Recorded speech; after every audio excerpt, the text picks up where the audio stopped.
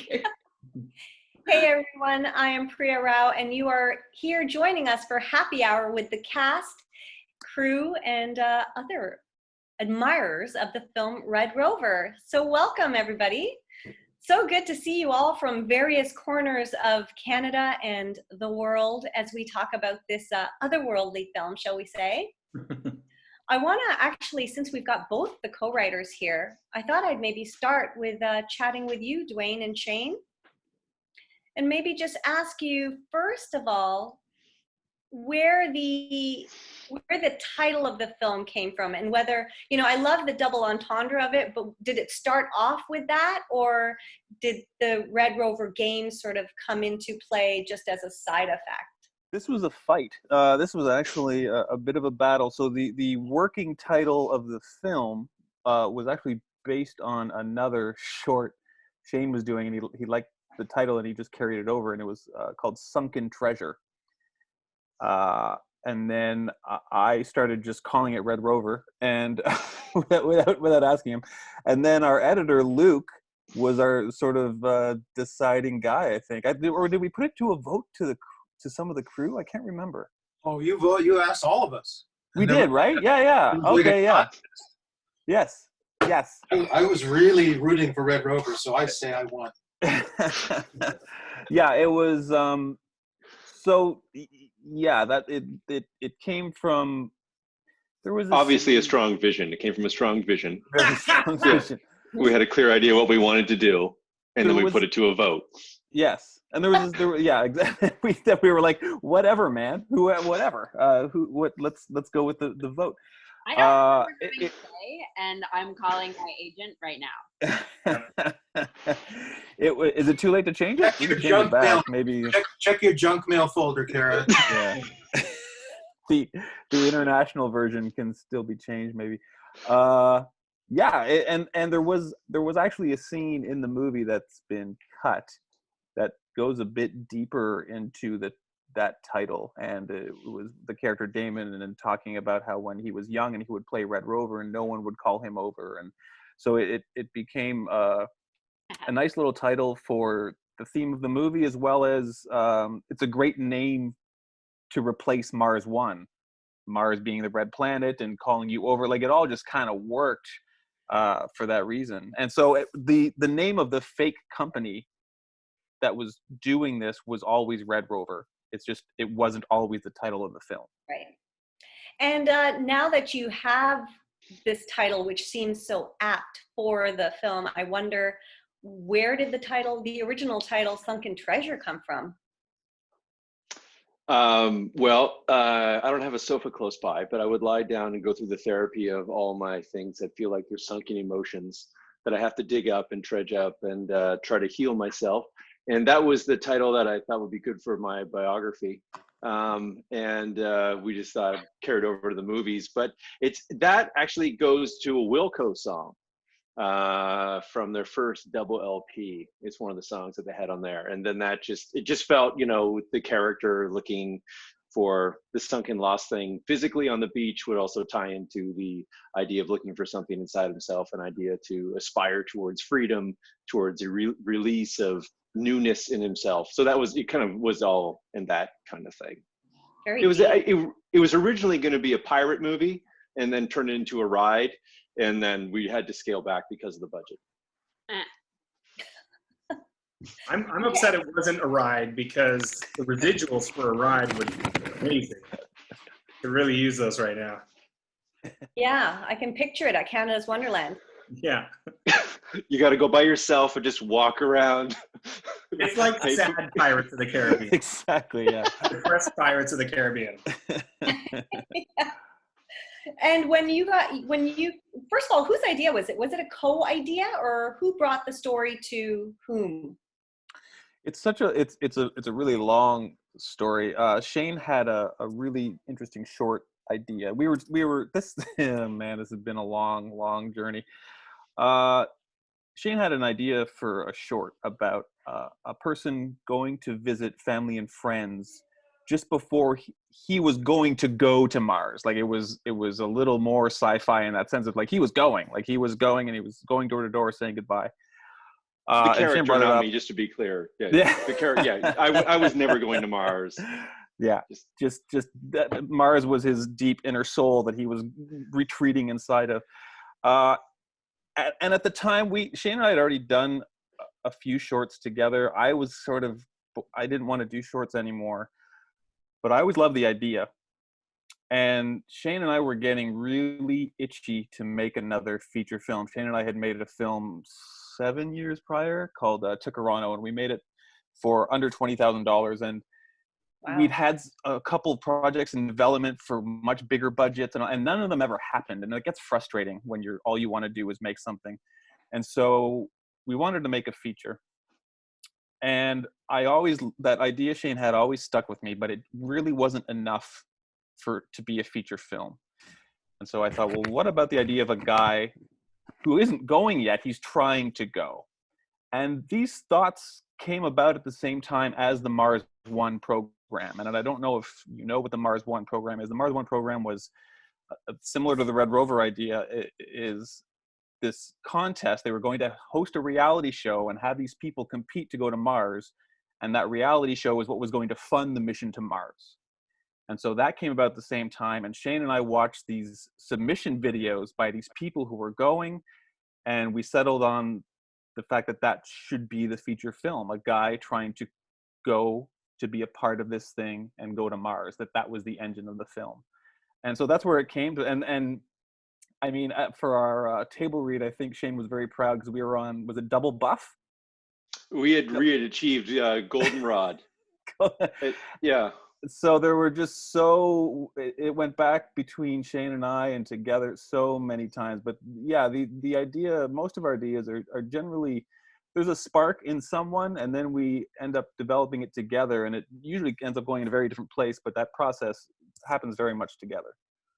And we also had the complication of, we had a grant to make the short. So we wrote this very high-end short that was going to be, pretty over the top, about $120,000 short, which is for a short, it's quite a bit. And then we got $30,000 from the Ontario Arts Council, and everybody else said no way. And so with that kind of enthusiasm behind us, we thought we should turn this into a feature on only $30,000. So that's what we did. Yeah. And then we were able through a private investor to bring the total budget to $50,000, and then the rest is history. Wow! If the budget of the short was, what'd you say, 120? So we're going real big. Yeah. Like Shane had written. You might have gone to Mars with that money. We were going to shoot in Mars. It's true. Tom Cruise. We were going to be part of the Tom Cruise space movie. And that short, like Shane had written it. I really had just chimed in on that short, and he had underwater scenes, he had car chases, he had all these things, and he brought it to me. He's like, "This is like 30 grand, right? This is like," and I was like, "No," and I think we budgeted it was at least 80, and that was like cutting the car chase. So it was a bit ambitious. Yeah. Well, you guys did a really great job on, what was that budget? 30,000? Well, we shot it. Well, we had 50 going in. We didn't even spend all of it because we saved a little bit for what little post we had that Tony Wallace, who's over there on the side there, couldn't bail us out of. So we ended up still. Yeah, thanks, Tony. We did reserve a bit of money for post. So we shot it in the can, so to speak, or in the hard drive for 45. What? The whole thing, yeah. And everyone was paid. Everyone was paid badly, but everyone was paid. Most of that went to Christian, though, didn't it? Like, Christian. Near expensive. That's his quote, I think. Yeah. So Christian took 35,000. You made the film on 5? Well, Correct. and Kara took 4, and we made the rest. And she took a pay cut. 1,000. Yeah. No, I mean, this movie was a real labor of love on everybody's part. What did we shoot in 14 days? Was it 14? I don't even. Yeah. Well, you shot 14. We had one 14. extra day. We had one extra Right. day where we shot a couple of the extra, the fake testimonial videos. Yeah. So some of those are real, and some of them are actors. And so we had one day where Shane and I, it was just Shane and I, and we went out and shot those. Yeah. But yeah, No, the I mean, it's 14-day principal shoot. working on independent film in Canada, you do it because you love it. You do it because you want to work with friends, and it's like doing theater. You do it because you love it. You love the art of it. You love the opportunity to experiment and play around with it. And I mean, you can shoot 14 days and make a little bit of money, but you know, like it's still not enough to afford rent sometimes. Like that's the reality of it. It's you do it because you really, really love getting to work with these amazing people and getting the opportunity to try something out and experiment, which you would be too nervous to do on some like high paying gig with a bunch of American producers who make you nervous. Yeah, so it does sound like a true labor of love. I mean, people say that often, but at the budget you guys are talking about, like nobody would have taken this role if they didn't absolutely love it. So can we ask you, Christian and Kara, first we'll start with you guys. And sorry again about the whining dog. And also my cat is like struggling to get up on me now. It's just chaos here. Yeah. I'm sorry, but she is now part of the Zoom call. Great. I love more animals. Actually, before I talk to you, Christian and Kara, I do want to ask one more question. Shane, as the director, did you have cast in mind, or did you just, you know, what was the casting process like when you went out for this? Did you already think, oh, I know who I want to play these leads and, you know, these characters? Because it's quite a small, tight cast. Or what was that process like for you before Christian and Kara brought your words to life? So I guess the way that Dwayne and I work is similar to, you know, like we have a lot of blurred lines between sort of producer, director, co-writers. I've known Dwayne since grade 9. So we go way back. We're on the same basketball team, go Silver Eagles. And, you know, we've just known each other forever. So, you know, when we were writing the script, we were also sending back like, you know, oh, wouldn't it be great if, you know, this person or that person. And Dwayne is so much more familiar with a lot of the Toronto acting community. Dwayne is an actor. He's also an acting coach. So he just knows a lot of people from that art form that he does.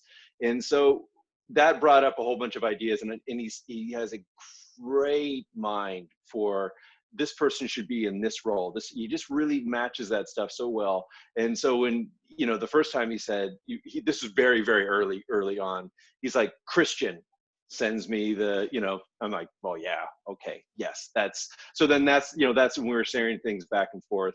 That was something that was top of mind. Wait, his first choice? Well, okay, you were, but then we were going to go What's non-union because we couldn't afford it. Christian. And then we reimagined everything non-union, and then Dwayne was like, no, we have just enough to go union, and then we went back to the first choices. Well, and when we started, to be honest, when this was first sort of being thought of as a feature, I was first choice because it was like, we have no money.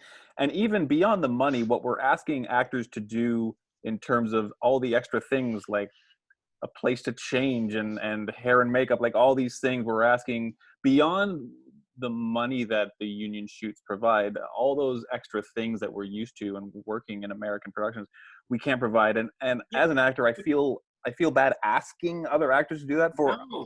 No. If any actor who's worked on Canadian indie film, that's the rub. That's how it's it is. true. You know, and I had always done that. I know so many public washrooms. I've changed it. Including mine.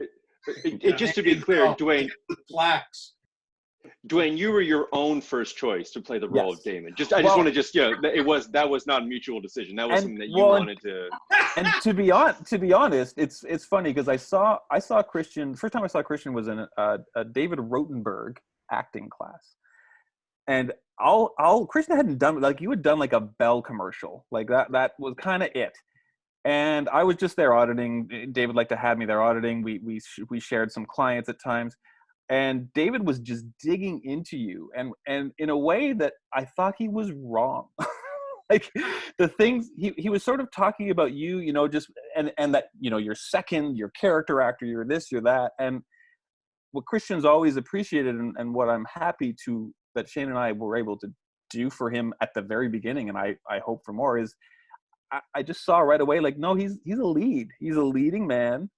and there needs to be more leading people like this, and being able to give him that opportunity. It just made sense. And I also, watching Christian, it was like, oh, he's better than I am, so let's let's let go of that, and cast someone who could do this at a way better than I could. Well, truth be told, you might not have got the role anyways, because it didn't seem like Shane was really behind that decision. No. But you know, I have a deep dive tape of Shane acting. So we'll just end that. We'll end that right there. Fair enough. Blackmail purposes someday in the future. But it really was. It was. I mean, I've been working as an actor in Toronto for a long time, and so I've gotten to know actors and know who I like. And this really was just a murderer's row of people who happened to be available. More than anything, it was availability. Like the people that we got, I was like, I don't know if we're gonna get these people, but let's try. And it worked. And it really, like, talking about the shooting and how it worked, Christian literally just had that 3 weeks right in there between, it was Murdoch and something else. But and then Fan Expo. You had to do Fan Expo for after that. And Kara as well, and Meg, like the people we got, a huge part of it was just luck of scheduling. And Shane, what was it about Kara that really embodied Phoebe? Let's talk about Kara. Go on. I had seen Kara perform in Empire of Dirt and Strange Empire, and it was, you know, she's obviously a formidable capital A actor. Like, oh, here we go. This is like a serious. She's gonna, you know, blow on set with, you know, all this. And then I wondered, is that going to translate to sort of the fun and the comedy and the lightness that they? And so, you know, it was like, she's a brilliant actor. How about her energy for this other thing? And then we met at Fresh on Queen Street, Dwayne, Kara, and I. And it was just within 2 seconds, it was gone. Like any worry or concern of like, is there another side? Because I had only known Kara from the screen, not off screen. And it was like just a joy for living, a zest for life, and an encouragement of the project of our Indigenous community that wasn't always political, but it was just an idea of like, hey, let's laugh and let's create characters on screen together that are complex and full of love and life in a modern sense, that wasn't just going to be some of the stuff that we've seen a lot of, which is also very important to do. And once we had that conversation where Kara and I were on the same page of creating this Phoebe character that is hers, that would just be something different, someone that we also know, other people that are in our lives that are just living a life that's not as political per se, that is just more about living in a city and creating their own art. And once we were on that page, it was like, it was so exciting. And I was so nervous meeting Kara, and I was very nervous meeting Christian and all the cast.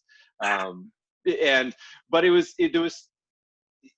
I knew very early on that she had my back, and coming from the same community that we do of artists and stuff like that, that was just so important to me. And it just felt great. And then once we were able to laugh and joke around at a restaurant, I was like, we're in the bag. This is done. We're good. Yeah, I didn't know Kara well, but I knew her, and I knew her outside of her work. And I knew her to be a goof. Like, she was just a big goof, and never really gets to portray that. And so I knew it was there. It was just a matter of whether it all worked, and luckily it did. I mean, I sent Kara earlier in the day all of our reviews. It's literally like a stack like this of positive reviews, and was saying to her, even the very few not good ones, still can't help but praise the cast. I mean, the cast, again, I just think we got just so lucky with that, and I think that's who really carried this thing over the top and is getting the attention it's getting for a movie that had no money, is incredible. And I think that really is all up to it's all the cast. And now I will say also, hopefully the cast came on board because they liked Shane and I and the project we were doing. But I mean, they put it over the top. It was amazing. Well, Kara, yeah, that's what I was going to ask. First of all, was how did that lunch go? What did you order? Because I love fresh. No, sorry. Okay, but how did that meeting go for you? And what was it about this character? Was it the fact that you were going to get to play Quirky was that part of the draw for you? The biggest draw for me is that I knew I would have the opportunity to make out with Christian Brune. Ooh. Yeah. She actually said that. She did. Megan's nodding. Yeah, you see that too? I'm disappointed I didn't have the mustache. Yeah, where was that? Where was it? That's why I signed on too. Me too. Me Yeah. too. Great, yeah. Did that scene get cut? Yeah. Still to be shot. We'll get there. Director's cut.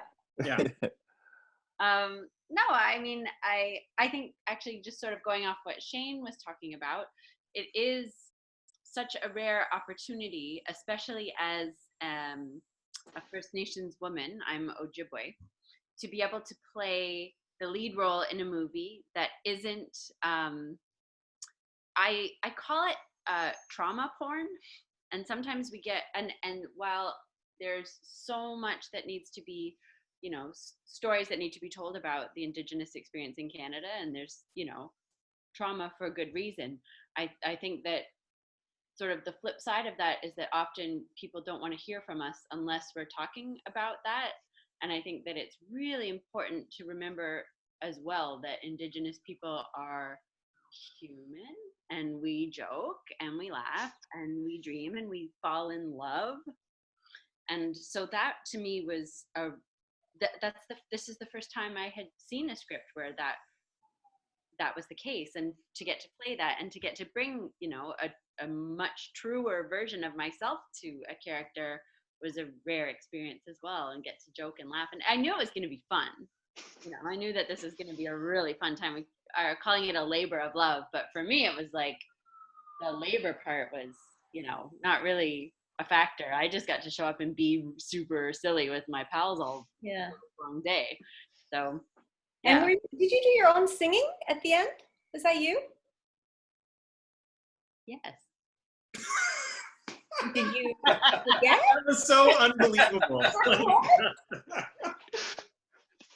Are you or how did that get thrown in there? Because that was a surprise to me, and it was really great. Same girl, same. I don't know how that happened. I don't know how that made it through. Shane? No, so in pre-production, I wrote the song that the character Phoebe was going to sing. So then, and I wrote it on an open tuning G tuning, so it would be very easy to fake play and sing. And then I remember we were, in meeting a couple times, going over, how to fake the strumming and nail the, the melody and stuff like that. And so you had a version of that, and then after the pre-production few meetings we had, that was it. It was just the day of that day. We had never really spoken about it ever again, and that was your homework, and you did it.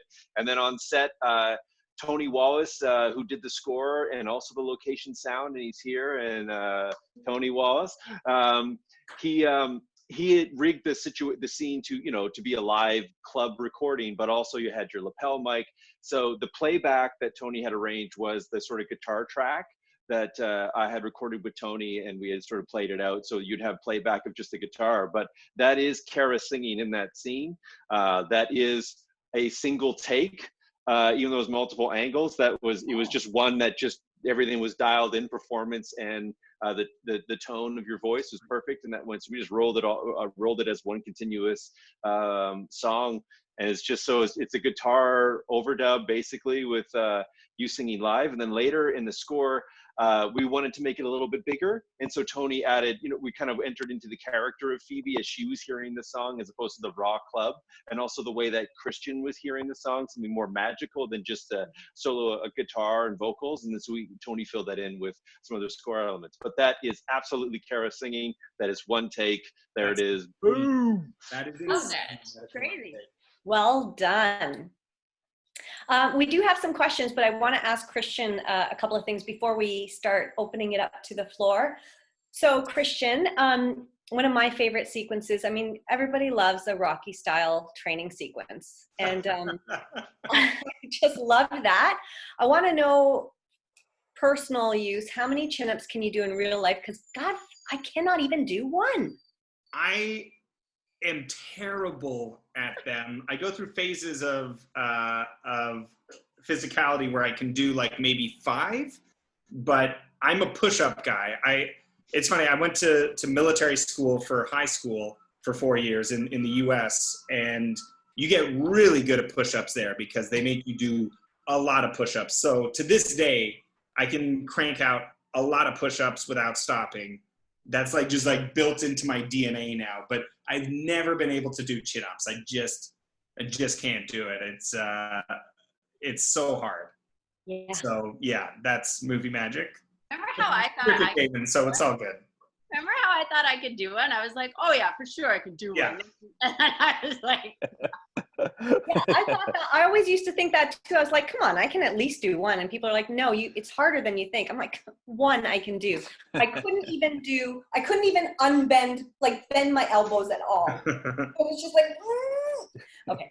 Anyways, we do have a question from Seamus, who says, the reveal about why Damon was beachcombing really blew me away. Was that reveal inspired by anything else from fiction, or was it an original idea? Dwayne, you want to talk about this? how So you threw Laura's ring on the beach in a freak out? it was. I mean, I guess it was original idea. So it involves the whole writing thing. I had this big long outline. Shane took it. He wrote it. Shane wrote Damon on the beach looking for something with a metal detector.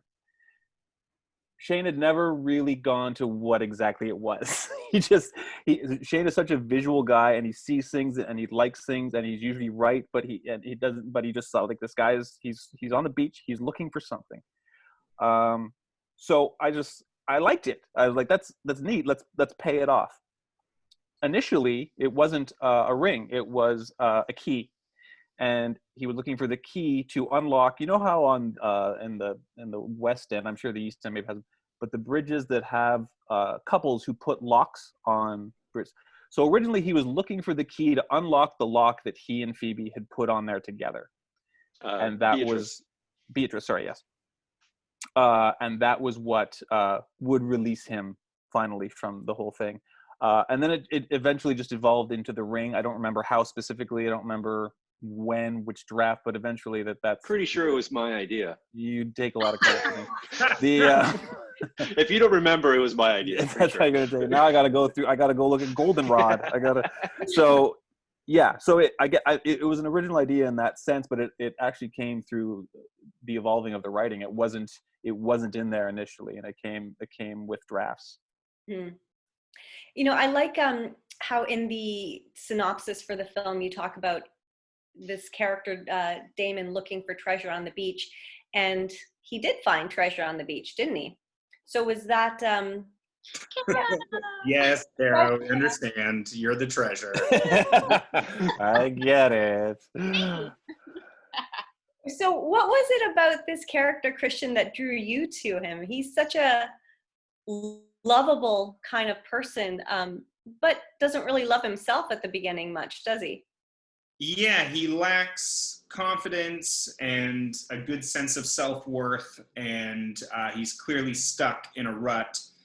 And there are times in my life when I can totally understand that and I think everybody has had those moments. And so I really found him to be quite a universal person when it came to his struggles, but certainly one that connected deeply with me. And also just the idea that I could get a chance to play a lead in a film. I'm usually a supporting character. And that, I mean, it's funny what Dwayne brought up with David Rotenberg and how I studied with David for years and I love him to death. And we really like crafted my supporting character. Like that's what we worked on. He was like, you're a supporting character. We'll get to working on your lead, but for now, let's like really get your supporting character down so that you can just pull that out of your pocket whenever you need it, because that's going to be your bread and butter. And he's right. He's right with that. That is my bread and butter. But, you know, I never felt like I really, in class, perfected once we started moving on to like working on leading man material. I never felt like I was there, and I never had the confidence to do that. And part of that was David's voice in the back of my head saying, you know, you're not there yet. You're not there yet. Let's keep working on it. And I love challenges like that. I love hearing that because it motivates me to really step up and try to prove people wrong and also get there for myself. So part of it was the challenge. It was like, okay, it's a low budget film with my friends. I'm in a safe space. I really trust who I'm working with. I didn't know Shane before this, but I knew Dwayne, and I've always adored Dwayne, and I think he's just so sharp and has such a good opinion on things. And he's also like a masterful actor and an incredible acting coach as well, to the stars even. And so I knew that I could always go back to Shane and Dwayne if I had. Usually Shane was like really busy figuring so many things out, but Dwayne would be around set, so I would like, you know, go to him and be like, hey, can we look at the scene for tomorrow? Or, you know, I could email him questions and he would help coach me through it. And I just love the story of this guy finding his own confidence with the help of someone really special and interesting in his life. And, you know, ultimately his decision to, and it's what I really like about Phoebe is that she's a character who has something that she wants to achieve, and she goes out for it as well. She's not just someone here to fix Damon and support him and go off with him, which is that manic pixie dream girl trope, which I really don't see Phoebe as at all. She's got a mission. She knows what she wants out of life, and she's going for it. And correct me if I'm wrong, Kara, in any way, because I don't want to judge your character, but what I really liked was, you know, she picks him up, she gets him going, she fills him with energy and life that he was lacking. And in the end, he kind of gives up on, he doesn't give up on his dream. He realizes a new dream that's much better, more realistic, and way more healthy than going and leaving humans behind and like staying on a planet. You know, he finds something amazing about that. And I just loved the story. I loved everyone I was working with.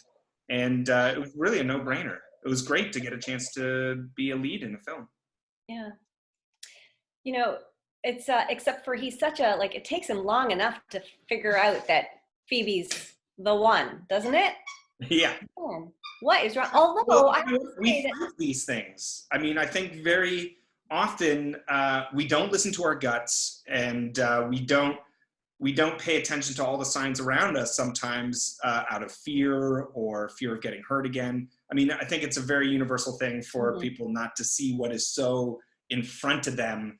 And I really like that he does eventually get there, and it's not perfect. And, you know, even that scene in the car where they're like, you know, this could blow up in our faces. This could be disastrous. It might not work, but let's go for it. She says. Yeah, totally. And that's just a fresh take. It's not a squeaky clean, happy ending. It's, you know, there's still trust that they need to build with each other, and they're about to shove each other into a car and drive around the country touring. That's a recipe for disaster, but they're willing to go for it. And I think that's a really beautiful thing to leave them off on. Yeah. Although I will give him credit that it was hard for him to get over Beatrice, because Megan, you made Beatrice such a likable character, even though she's kind of, I mean, what she's doing is not so likable because she's still living there with her new guy. And it's just, that's horrible, but you made her so empathetic and such a nice person. So you make it understandable also that they have this whole history together, knowing each other from high school. So how did you approach that character? Because she could have turned out to be just a bitch. Yeah. I mean, I feel like I play a lot of characters that could just be bitches, and I just find that's really boring because I feel like people are so complicated and complex, and relationships are so complicated, and I think that Beatrice really cares about Damon. You know, they might not work as a couple, but I think she truly has deep love for him, whether she goes about it in the right way. Also, he could have moved out. Yep, totally. He's just living in the basement. He's also living in denial because the relationship was not where he thought it was. He wasn't paying attention to the relationship and to Beatrice's feelings, and you know, he wasn't awake during that. He wasn't present. So, you know, and it's clear that there's such a strong friendship between the two of them. How long had they been broken up in the point in the script? was it like a year or something like that? Year, right? I think Yeah. it was about a year. Yeah.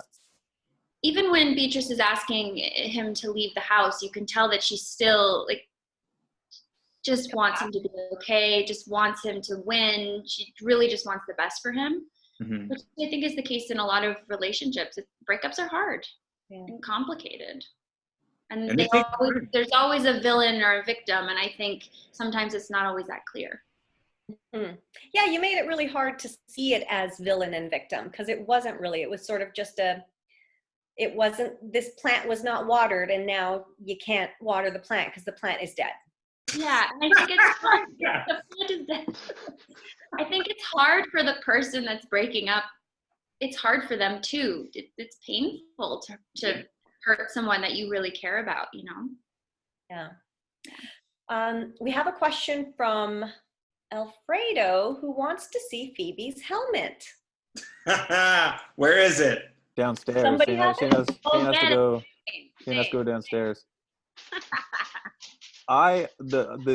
The prop I have in my house still, which actually got cut from the film. I don't if in the last scene, I don't know if you can see past Christian and Kara, there's a giant teddy bear that is in the back seat, which is not explained because that's the scene that got cut. And I still have that bear. Oh, there he is. There's Shane. Yes. Love it. When I'm Mars. Yeah, there we go. Laura, my wife. There's the bear. My wife, Laura. Is it your daughter's bear? It is. It's become my daughter's bear. Yes. Oh. Yeah. There's the bear. Okay. Henri. We've named him Henri, and he's been cut. Hi, Laura. Hi, bear. Now, there was a follow-up question from Seamus, who, this is a bit delayed, so apologies for this, but he says he thought that Damon was just a lonely beachcomber, although was surprised when he was upset to find the loonie. I guess because normally you would be happy to find whatever you find, trinkets in the sand. What do people hope to find? Gold? Gold nuggets on the beach? Lost jewelry and coins, obviously, but the jewelry's of more value. My friend who went to high school with, Dwayne knows him too, Lang, we were playing Frisbee on the beach in sandbanks in the shallows, and the Frisbee hit his ring finger, and he had a platinum wedding ring, and it slipped off and fell like just right in the shore part, like wasn't like way out in the waves, but it was where the waves, the Lake Ontario waves were lapping. And within 2 seconds, we couldn't find it. And we spent the rest of the day trying to like search and dig in the sand, and somehow it just got churned in there. So, you know, there's those prizes out there for people, other people's heartache. And then there's it was always designed, Seamus, that it was, you know, Dwayne and I wanted to be ahead of the audience on that one, that you do not know what Damon's looking for. And so when he gets frustrated, when he doesn't find something, we wanted to withhold that of what that would ultimately be. So you wonder, what the hell is that guy looking for? And then it all comes together in the second act towards the end, and that was by design. So to feel that, you know, at times I think he's looking for money, that's a legitimate thought to have. And at that point, because we were definitely wanting to play with, what is he looking for? What is this big search?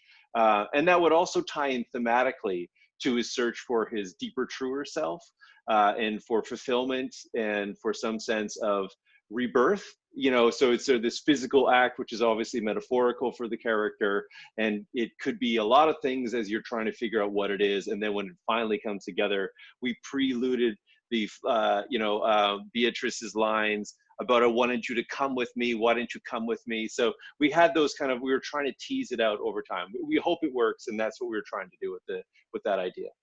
It certainly was a good payoff, because it didn't make sense. Like whenever, well, not that it you know, but it was just like, well, what is he looking for if it's not the typical coins? And it was a really nice reveal. And also the way he turned it into, you know, what the original purpose of him wanting to find that ring was, and then how he managed to kind of say that this is kind of closure for me. And I thought that was really beautiful that he still gave her the ring. Yeah, Christian improvised that on the day, and then we had to reorganize the script from that was the original ending. They were going to wind up back together, and then once he did that, he didn't give it back to her. We thought, Christian, that's a great idea. Yeah. Let's just keep shooting and figure out where we get to the end. Yeah, improvising on our 14-day shoot. Yeah, exactly. Lots of room. Lots of room for that. Right. Not Yeah. true. I love shooting that scene where he gives the ring back. I love that scene so much. Such a good scene. You understand their relationship, their friendship, and their bond. Yeah. And you Except can for- see how Damon held on to that for so long, even though they were separated. She was with another man, and Morgan is amazing at that role as well. He's so good. I think Tony would beg to differ that was the best day of shooting because that was one of the cicada days. Oh God, that's right. Where it was, so there was just an underlying Yeah. Oh, through the no. entire. So when you're cutting that together, yeah, that's we had Tony did a very good basic sort of pass of getting this up to scratch to just submit to festivals and things, and then Shane went back in when we got distribution to have the sound done properly, and yeah, they removed all that. It was incredible. It was incredible. Shane was there for the whole process. I just came in at the end for a sort of a quick review, and Shane and George played some scenes, and it was like a whole new movie. It was incredible to see it like that. Which I'm not even sure everyone's seen because Whistler was not that, right? Shane, Whistler. No festivals have been that. No, Whistler was the mix that Tony and I did the best we could to correct the sound, and of course it features Tony's incredible score. But then the one at the Canadian Film Festival was, if I'm not, it was the stereo version of the remix. Right. But the one that's on Apple now or other places is the 5.1. If you have full 5.1, right? Yeah. And the most annoying thing about cicadas is that they don't have a continuous tone. Yeah, it's not consistent. If they just picked one note, we'd be great with it. But they start low, they go through the whole vocal range of any human being, and then they tail off and go back to the sub bass level, and they cover the whole spectrum randomly throughout each take. It was, I don't know who was on the coordination of the cicadas in that day, but they were way off. I believe it was John Cicada, the singer. It was cicadas around. Not the villain from the superhero novels. No. No. I remember that house having a lot of sound stuff, like planes or trains or neighbors next door. Yeah. Yeah. There's a lot happening in that house. Lots of bugs. Remember when we were on the beach and it was like thick with those bugs at night? Remember? Yeah. Like I was so grateful for the helmet because I'd be like, ugh. We only have a few more minutes left, so folks, if you have some questions, throw them into the chat to Anita, and she'll pass them to me. I did want to just ask one other, or just comment on another one of my favorite scenes between Beatrice and Damon, which really showed their. You don't have to talk right now. No, Megan, actually, can you answer this right now? What yes was or your no favorite? answer. Yes or no. What was your favorite? No, the scene where she reads him the letter that she wrote for his application. I thought that was really, it just, because at first you're thinking, why is he living there? Why can't he go? He's hearing them having this fantastic sex. It's got to be uncomfortable. But they're always having sex. Honestly, whoever put all the sex noises throughout the entire movie, I was just so embarrassed. Yeah. Relationship goals. But it was really well done, the smattering of, scenes between the two of them that explained why it was so hard for him to let go, because she was like his first love, and you could see the love in her too. So just wanted to comment on that. Really beautiful between you. Somebody asks a question. I love the scene with Damon and Phoebe at the CNE. Yeah, I loved all those shots. Can you speak to how you filmed that? Also, for Christian and Kara, There are so many wonderful stolen looks and sweet little moments between Damon and Phoebe. Was there a certain cinematic couple that you modeled their romance after? Lots of stuff in this question. Let's break it down. Let's start with the CNE. How did you film that stuff, Shane? Well, that's where all the money went. So those were all extras. We had organized that. I know actors listening now for the union rules. That was a total IATSE shoot. Everything was locked down. It was pretty spectacular. So when Dwayne and I were first talking about the idea of the film, and we knew that we wanted to have something, like the simulation and the CNE, and Dwayne was like, oh, we'll have the big romantic talk on the sky, whatever that thing's called, the big gondola ride. And then it was like, okay, well, we're never going to get permission. Like this is not going to happen. And to Christian and Kara's credit, we were just like, we want to go do this. Are you cool? Because if not, it's just, I don't know how else we're going to make this magical. And the idea of that sequence is I saw that first in Steven Soderbergh's The Limey, where actually out of sight, where you have a conversation between two characters and you hear that conversation in real time, but what you're seeing visually is the whole night, the whole date. And so I knew I wanted to do that with it, and Dwayne was definitely on board as a producer to sort of like, well, let's just risk it. And once the actors were in, we just went, we walked around, we had, okay, so I'm going to give you a little, this is some of the problems of low budget filmmaking. We had two cameras. One was able to record in SD as well as HD, so the 4K, and the other one was recording 4K. So we had filled up one camera almost to capacity, and we had very little space left because the night before we had misused the ability to dump the footage. So we weren't sure if we had enough space. So we had the gondola, the two shots. The behind is 4K, the front is 1080p. So don't tell Apple that the whole film's not 4K because it has to be for spec. But there's just things where there's technical things that we're overcoming. But again, I can't, there's all this stuff happening around us. We're stealing shots, the cameras. I'm like, go get a card, go down. You're freaking out because of the technology that's around you. And Kara and Christian were just dialed in. It was just not a problem, and it includes footage that Kara herself shot. Yeah, Kara was a partial DP on that day. Of the throw up, right? Yeah. Yeah.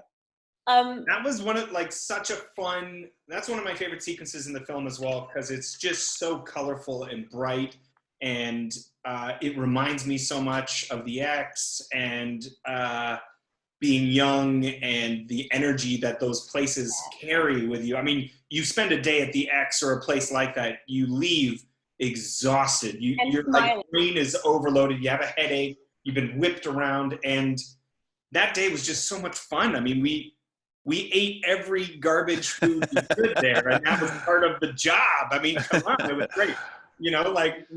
We felt like we had been thrown into a dryer, spun around, and spat out by the end of it. But that was the feeling you get from it, from normally going. So it was just it was my last day of filming, in fact, I think.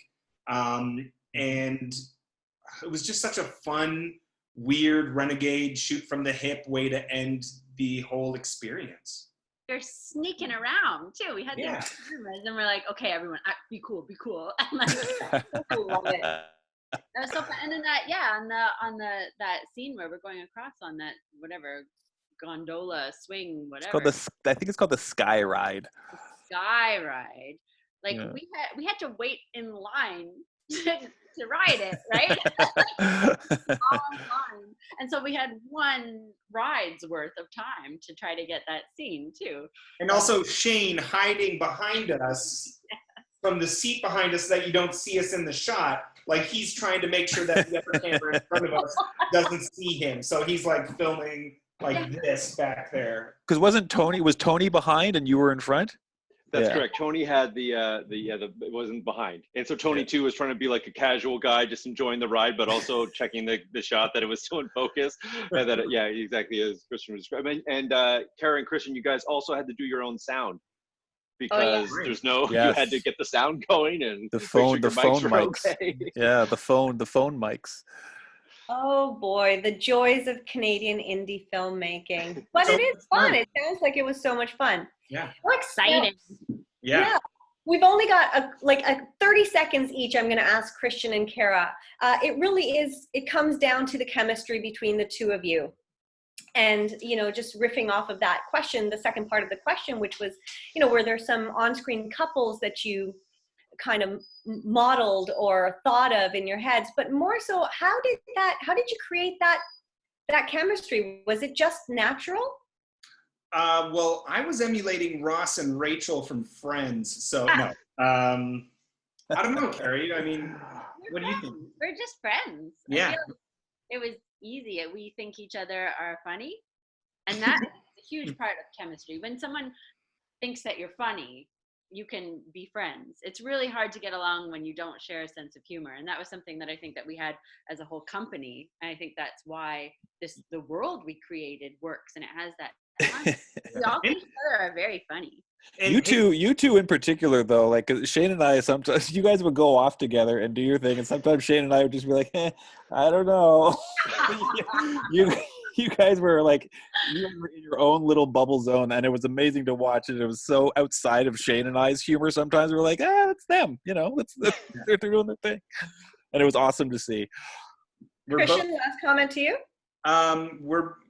We both, I think, really enjoyed working with each other. We hadn't worked with each other before. We were acquaintances. We'd met a bunch of times, but I always loved Kara's energy, and she's just so patient. You got to be patient to work with me because I'm such a butthead. But an indie shoot like this requires heaps and heaps of patience because there are a lot of challenges, and like, everybody kept their cool and was laid back. The weather was on our side for the most part, and we got some. Even when it was raining, we'd still get. It was supposed to rain, even when it was raining. Yeah, and like everybody was just relaxed, and it was a fun summer shoot. And we're in shorts and a t-shirt outside shooting most of the time, and it was gorgeous. And it's a testament to everybody who worked on this film that we just loved working with each other. And it's a testament to Shane and Dwayne for setting that up, and everybody in the crew. And, nothing but love for this film and for